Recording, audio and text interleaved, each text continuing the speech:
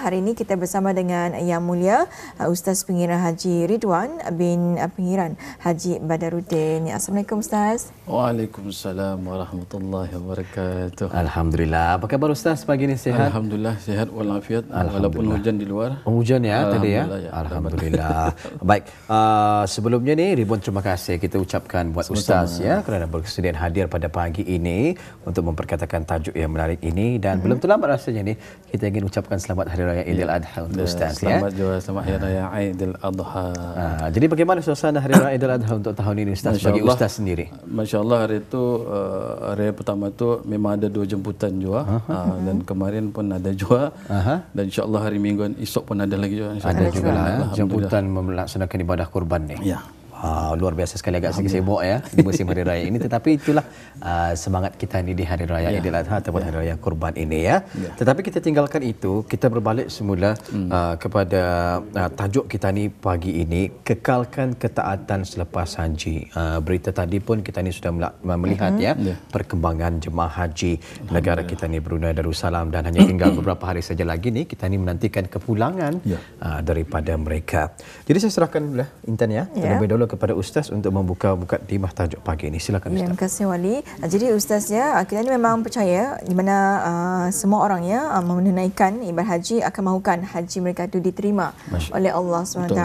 Jadi Ustaz, apakah yang masukkan dengan haji mabrur Ustaz? Terima kasih Intan dan juga Wali ya Ustaz, dan juga penonton muslimin dan muslimat yang dirahmati Allah. Assalamualaikum warahmatullahi wabarakatuh. Waalaikumsalam warahmatullahi wabarakatuh. Bismillahirrahmanirrahim. Alhamdulillahirabbil alamin wassalatu wassalamu ala asyrafil anbiya'i wal mursalin sayyidina Muhammad wa ala alihi wa sahbihi ajma'in. Amma ba'd.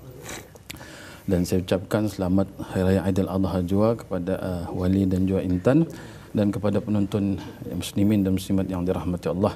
Jadi sudah diwar-warkan dari lama jemaah haji negara Darussalam Ketani akan balik ke tanah air insya-Allah. Jadi Ketani pun dah terasa, Ketani dah pelang terasa tu orang di sana kan merasa Ketani dah terasa.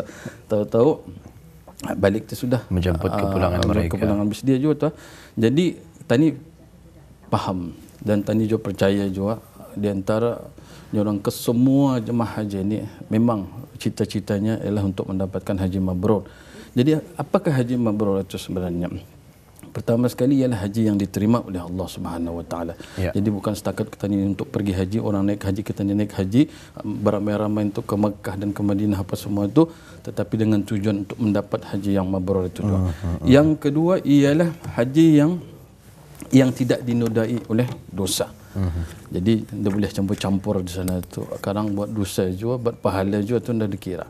Jadi haji mabrur itu yang tidak dinodai oleh segala perbuatan dosa dan noda. Jadi seterusnya lagi, haji yang mabrur adalah haji yang sempurna hukum hakamnya sehingga terlaksana secara sempurna sebagaimana yang dituntut. Kita ni untuk naik haji ni bukanlah untuk kita ni mesti ada ilmu untuk naik haji. Kita ni faham apabila wukuf, Datuk Ketani wukuf atau apa yang Ketani buat, satu bermalam di Mina, bermalam di Muzdalifah, itu semua Ketani mesti faham. Bukan Ketani kan datang ke sana, Ketani pun dah tahu apa kan Ketani buat di sana. Di Madinah apa yang Ketani buat di sana. Seterusnya, haji mabrur ialah apabila seseorang itu pulang ke tanah airnya dengan perasaan zuhud pada dunia dan ingatkan akhirat. Ini lebih penting lagi. Karena Ketani untuk naik haji ini memanglah kita serahkan bulat-bulat kerana Allah Subhanahu Wa Taala, dan juga tujuan kita untuk dekat dengan Allah Subhanahu Wa Taala. Jadi di sana kita ni melihat, datang saya balik saya ke Brunei, kita ni melihat perbezaan. Tadi ada bukan perbezaan daripada yang baik daripada yang lain, tapi sebaliknya. Tadi dulunya orang tu jarang sembahyang ke apa tu, jadi pakaian pun semacam juga sudah balik ke Brunei. Jadi itu kita ni mesti perlu tahu kesan daripada haji mabrur tu. Dan juga kita ni melihat untuk mendapatkan haji mabrur tu bukanlah satu yang perkara yang mudahlah.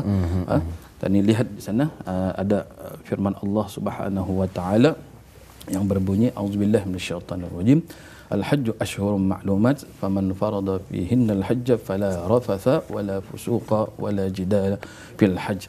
Jadi haji itu adalah bulan-bulan yang tertentu. Jadi bagi orang yang naik haji mestilah ada 3 perkara dihindarkannya, iaitu fala rafatha. Tidak boleh mencampuri istrinya. Tidak mencampuri dengan istrinya itu ialah ketika ihram lah, bukan sepanjang-panjang panjang-panjang naik haji itu dah dapatkan sama istrinya, bukan. Tetapi ketika ihramnya. Jadi di sana tu. Dan juga dalam kata ni berhaji ni bukan setakat itu anda melakukan, tetapi hati kita ni pun juga anda boleh jangan bikin perkara-perkara maksiat. Kadang-kadang kita ni kan sudah terdedah dengan mobile apa tu kan mudah. Kadang dalam masjid pulang, tetapi yang dilihat anu lain-lain. Dalam masa itu perlu dihindari juga. Kalau untuk dapat haji mabrur, tadi perlu hindari perkara tersebut. Yang kedua, wala fusuqa, dan jangan buat amalan-amalan yang mendatangkan dosa. Jangan langgar hukum hakam, jangan membuat kezaliman di sana. Kerana tadi tahu bila naik haji ni macam-macam cobaan, macam-macam dugaan. Kita naik haji sudah? Belum ada kesempatan. Umrah? Belum juga. Insya-Allah akan diberikan kelapangan, insya-Allah. Amin. Jadi kalau orang ada pengalaman di sana, ia akan melihat sendiri. Kalau haji macam mana? Umrah bagaimana? Ia akan mendapat segala cobaan dan dugaan di sana tu. Tadi melihat tadi kan mau datang ke masjid itu perlu beratur. Kadang-kadang tadi kan masuk ke masjid itu dilarang, dah dapat masuk pasal akhir sudah hari Jumaat. Kalau jangan kata ni kan macam di Brunei 12.30, 12.45 baru kan ke masjid. Masih lagi duduk di depan tu kalau di Brunei. Tetapi di sana pukul 9, pukul 10 sudah tutup pagi untuk sembahyang Jumaat.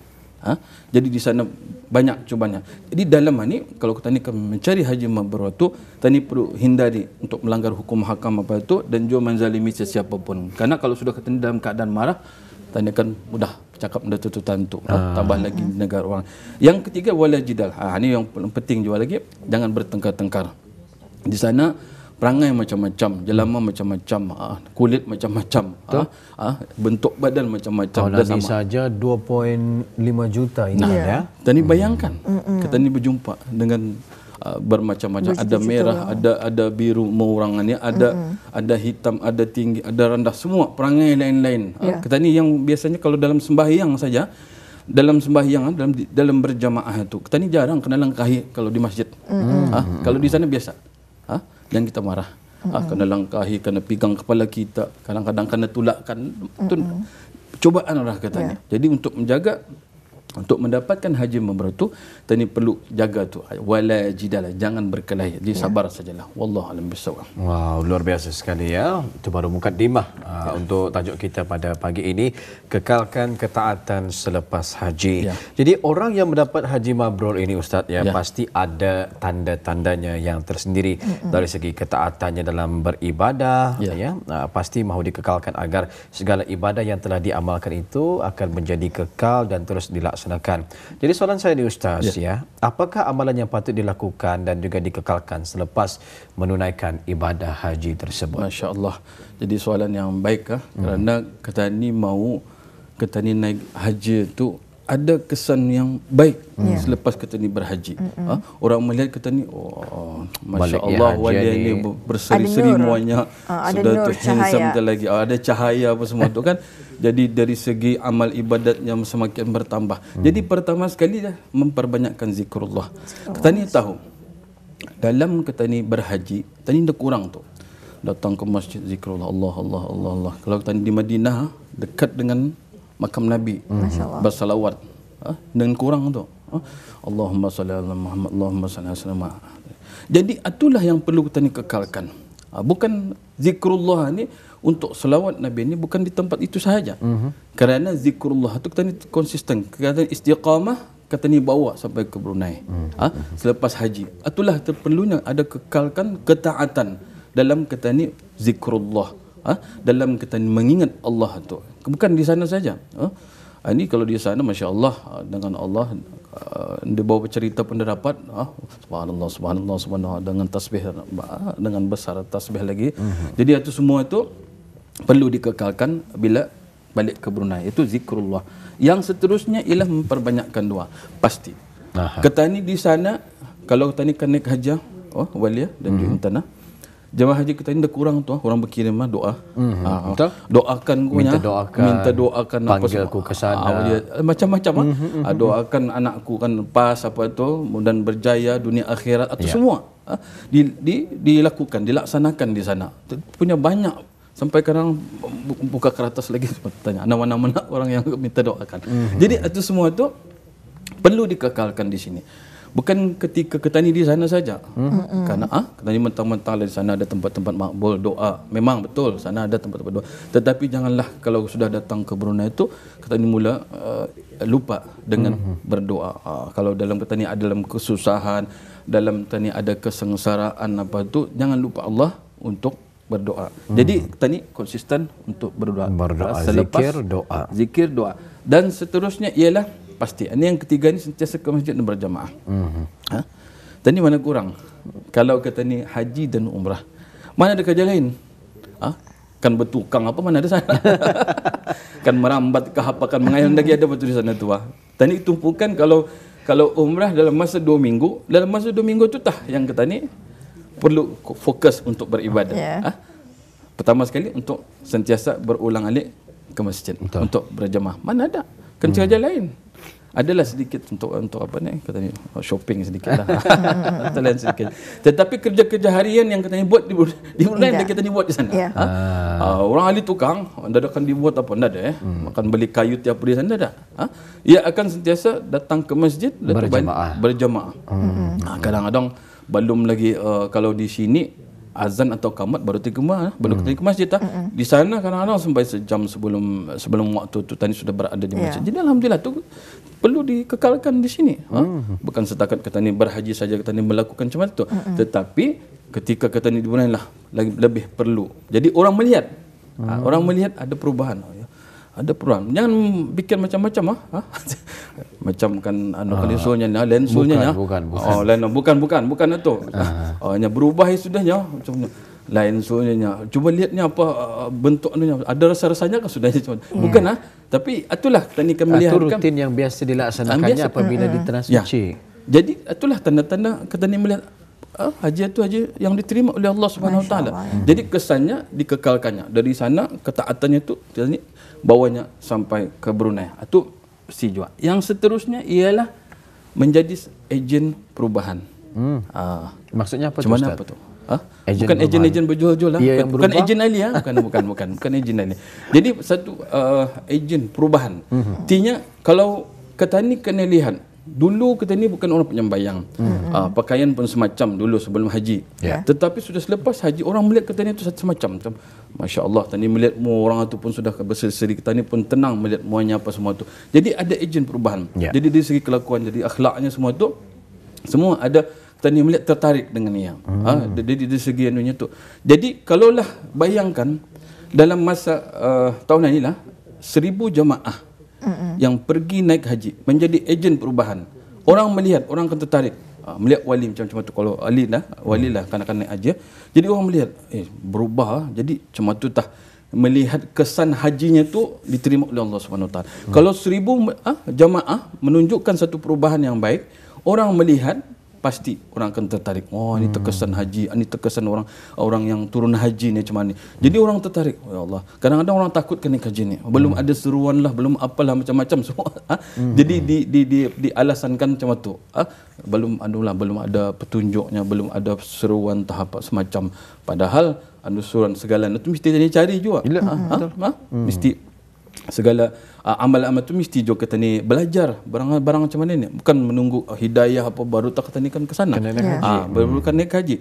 Jadi semua tu perlu diteruskan. Jadi kalau semua ni jemaah haji kita ni melihat satu perubahan yang baik, insya-Allah ia akan menjadi ejen perubahan. Kata ni pun tertarik, coba ni naik haji. Sebab tu kalau orang yang pernah naik haji ia akan berkata tidak lagi. Ia akan pergi umrah, ia akan pergi haji lagi. Tidak ada akan berkata, menyasal aku naik. Tidak ada tu.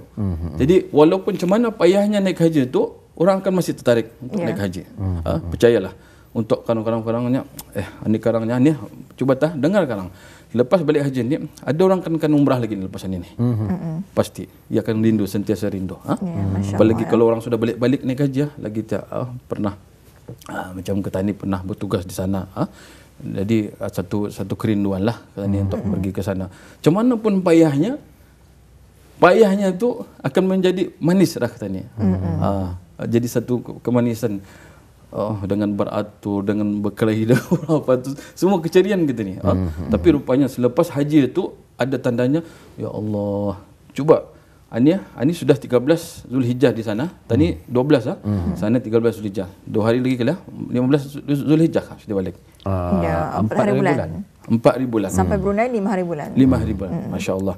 Jadi intinya 16 atau 17 jadi sudah selepas tani tauf wada tu, ya Allah, mustahil. Barang mustahil kita akan menangis. Syahdu rasanya. Syahdu. Allah, hanita perasaanku sebulan masa ni kan ku tinggalkan. Ya. Cubalah kita ingatkan, adakah kita adakan peluang lagi selepas ni. Itu yang tadi perlu ada dalam tanamkan diri kita ni, adakah peluang lagi untuk kita ni untuk pergi macam mana ni. Melaksanakan ibadah haji jadi lagi. itulah kadang-kadang kesan daripada kita ni berhaji itu, supaya kita ni tu lebih lagi cinta untuk datang ke sana. Wallahu a'lam bishawab. Alhamdulillah ya, terasa sebab dan juga sayu di hati apabila mendengarkan ya penjelasan daripada Yang Mulia Ustaz sebentar tadi. Pada tajuk kita pagi ini, kekalkan ketaatan selepas haji. Apapun pengharapan kita ni, mudah-mudahan para jemaah haji kita ni negara Brunei Darussalam tahun ini akan mendapat haji yang mabrur. Amin, amin, ya Allah. Amin ya rabbal alamin. Baik, jumpa lagi Ustaz di lain kesempatan. InsyaAllah. Mungkin dengan perbincangan dan juga perkongsian topik yang lain pula. InsyaAllah. Sehingga waktu itu tiba, Ustaz, jaga diri, jaga kesihatan. Assalamualaikum. Waalaikumsalam warahmatullahi wabarakatuh.